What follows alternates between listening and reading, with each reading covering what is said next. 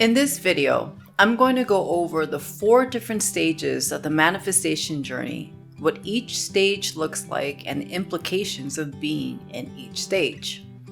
Our minds all unfold in their own time as we go deeper and deeper into personal development.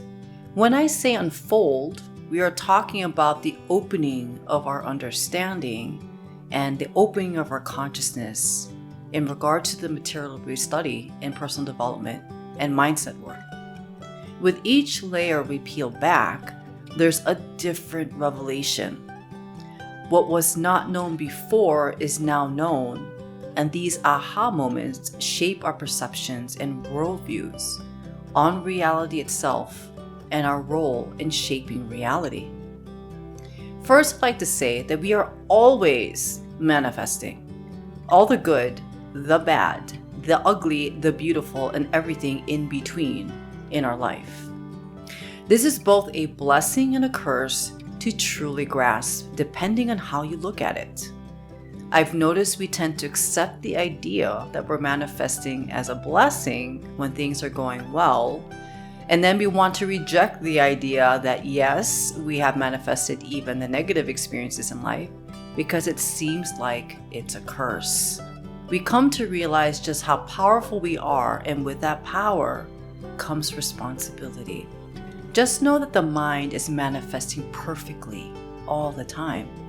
Everyone's mind is the center of divine operation. So let's get into the 4 stages of the manifestation journey, shall we? And they are: stage number 1 is victimhood. This is at the very beginning when a person is experiencing life completely unaware that their mind is creating it all. There is this habit of giving their power away to circumstances, to people, to the unconscious mental programs playing out in their life. This person will often blame how they think and feel on everything outside of themselves: their spouse, the economy, their boss, what someone said or did, and many, many other outside factors. They'll say things to the likes of, "This made me feel blank," or "That person made me think," fill in the blank. They may even affirm their victimization by saying, "I'm a victim of," fill in the blank. Or they may affirm the victim role in others with statements like, "You're a victim of blank." The victim level of development is not an empowered one, and ultimately folks at this level of awareness believe they have very little or no control and therefore have no responsibility to change anything in their life. Their approach to change is usually along the lines of opposition or resisting situations. With resistance comes the persistence of a condition or circumstance. A person usually continues to live the victim role until they have had enough of experiencing the same old thing year after year. What may prompt the change is the pursuit of a goal, a new career, or business, especially in entrepreneurship, where they find themselves having to change in order to manifest something different, such as success. Now, the universe itself may orchestrate a situation where the soul will have to wake up and change. It's usually instigated by a big emotional event like a divorce, an illness, a death, or an accident, where the soul is shaken up, so to speak, to wake up and begin their path of higher learning and actually become teachable and coachable. Now, stage number 2, which is what we call awareness. When a person begins to wake up and reclaim their power, they start to accept and consent to the idea that thoughts actually do become things. They may come to understand that on any given day, a person goes through 70,000 thoughts. So they will start to become more mindful and begin to monitor their thoughts more and ask themselves, well, what am I actually really thinking? What do I really believe in? They start taking deeper dives into their own belief systems, and more importantly, they begin to question, where do these beliefs actually come from. So they embark on study, and as they study, they unfold and start to realize that nothing is just randomly happening. It's not about certain people being more lucky or unlucky, fortunate and unfortunate in life. At the stage of awareness, a person begins to understand there is a definite cause to failure and success. Results don't just happen, and so they realize, I must take more responsibility because no one else is going to save me from what my mind has created in the first place.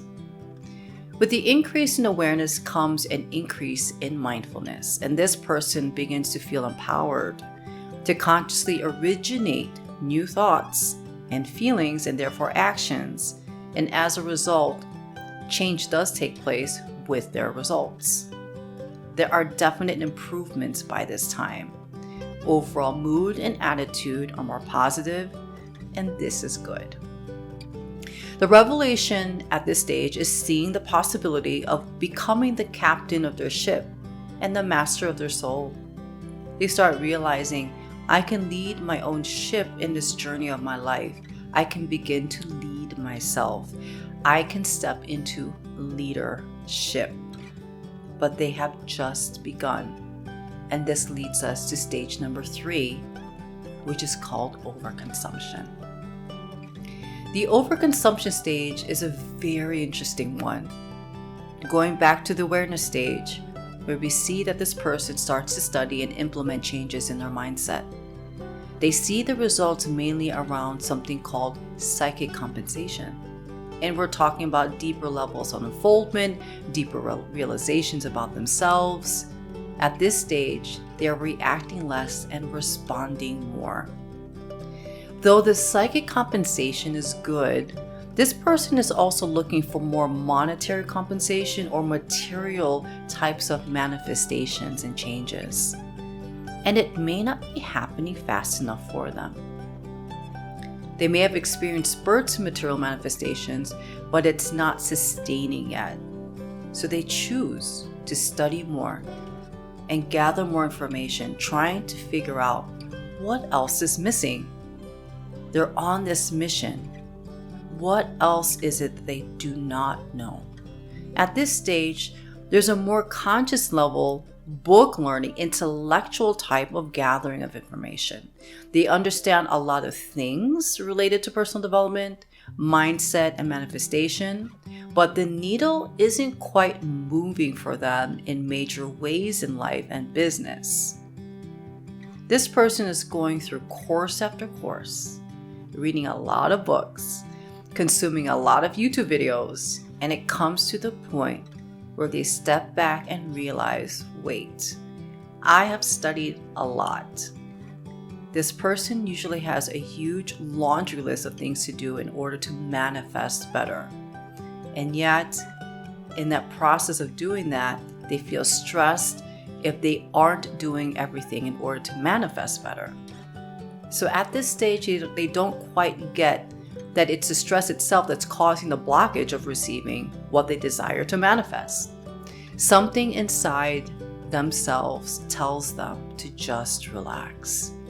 And usually when they do, the manifestation comes. Then they begin to think, hey, maybe there's another angle I need to approach this journey that I'm taking. And then this leads them to stage number 4. And usually it's their intuition that leads them to stage number 4. Stage number 4 is moving into something called energetics. This is when a person takes a more involutionary journey. So they've done some evolving from stages 2 and 3, right? Where their self-confidence has improved, they become more conscious creators. And at stage 4, a person will go more within versus in stage 3, where they are consuming and over-consuming information. In other words, going outside of themselves to find the answers. With energetics, their mindfulness game is taken to a whole other level. And this is where we get to deeper emotional intelligence work, healing of core wounds, and embodiment work, because the unconscious level of mind is looked at a lot more deeply. This person realizes, wow, the unconscious mind is a lot stronger than I could have ever realized. This person finds their personal development work on a deeper spiritual and soul level of understanding of reality. And at first, personal development was about purely achieving things and getting what they want. And then the path has led them to understanding their soul lessons, looking at core wounds and actively healing the wounds. And they begin to truly master their frequency through something called detachment and evolve out of the energetic loops behind recurring themes that no longer serve them as they up-level. It's usually an experience of plateauing where a person will pivot in this direction, stage 4. Let's say they can only go so far in their business development no matter how many strategies they've studied and implemented. I have come to realize something, and that it's usually those souls who have a bigger humanitarian mission and vision to fulfill who find themselves homing in on their energetic game so that they can hold space for others more powerfully and in a much greater capacity. The plateau or the holding pattern they experience in stage 3 of overconsumption is, in a sense, a blessing in disguise. Because if they were to go straight to experiencing the fullest manifestation of their vision without a deeper energetic foundation, it may wind up becoming very disastrous for them. The energetic stage is when an individual can train themselves to fully embody their desired reality and identity, and those two are completely in alignment. They go within to find the kingdom. They ultimately find their answers within themselves. So where do you see yourself? Is it in stage 1, 2, 3, or 4, and why? Comment below. I look forward to hearing from you, and make sure to like this video, subscribe, and share this video with anyone who needs to hear this. And I'll see you next time.